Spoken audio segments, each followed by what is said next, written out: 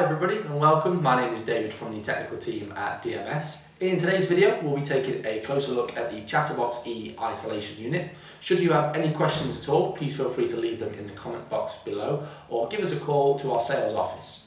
The purpose of the Chatterbox-e is to act as an isolation barrier between equipment installed in hazardous areas and data collection equipment located in safe areas. The equipment in hazardous areas would be the likes of gas meters or heat meters or any other kind of metering service that generates a pulsed output that carries a voltage. This voltage must not enter the safe area, so first it is wired into the Chatterbox-e, which will remove the voltage from that signal and retransmit it as a volt-free output to the safe equipment. This device can take up to 4 inputs as a start, and it can transmit all 4 back out again. Or using internal switches, you can actually split signals. So with 1 input going in, you could provide that as 2 outputs to 2 different sources of data collection, such as a remote totalizer or a BMS system together.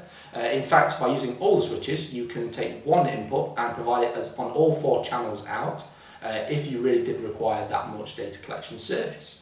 The Chatterbox-e is internally battery powered, which means it can be mounted in any location pretty much, as it doesn't need an external power supply or wiring.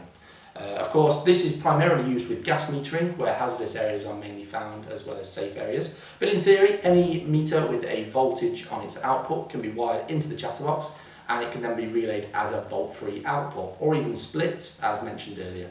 Thank you very much for watching. Please stay subscribed to our channel for all future content, and we look forward to seeing you in the next video. Bye bye.